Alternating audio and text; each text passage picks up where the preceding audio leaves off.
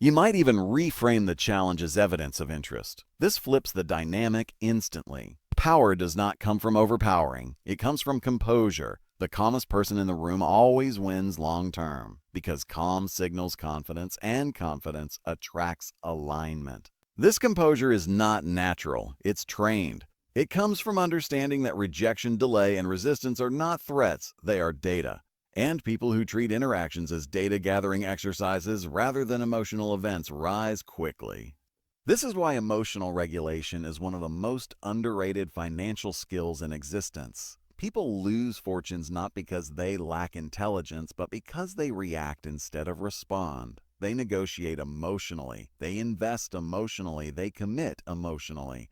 Emotion narrows perception. Narrow perception destroys leverage. When you regulate emotion, options expand. And alignment cannot be argued into existence. It must be revealed. Financially free individuals do not try to be liked by everyone. They try to be respected by the right people. And respect grows from consistency, from predictable standards. From the quiet confidence that says, "This is how I operate without apology." Here's a principle that separates those who scale influence from those who stay stuck. Consistency of frame beats intensity of effort. You don't need to dominate every interaction.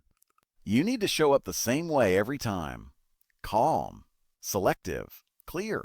Over time, the market adjusts to you. This is why people who control frames tend to attract higher quality partners, clients, and opportunities. Not because they're louder, but because they're legible. Others know what to expect. And certainty reduces friction. Now let's talk about identity, because identity is the deepest frame of all.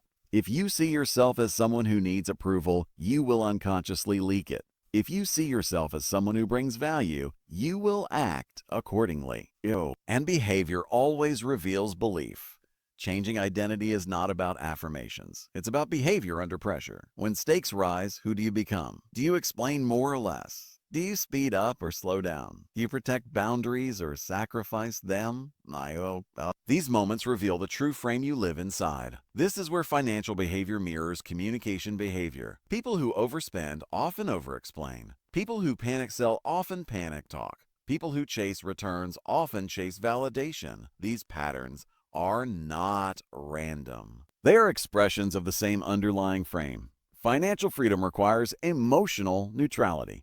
Not indifference, but regulation. The ability to observe without reacting, to wait without anxiety, to choose without urgency. This neutrality allows you to see opportunities others miss because they're too emotionally invested to notice. Let me reframe wealth for you one more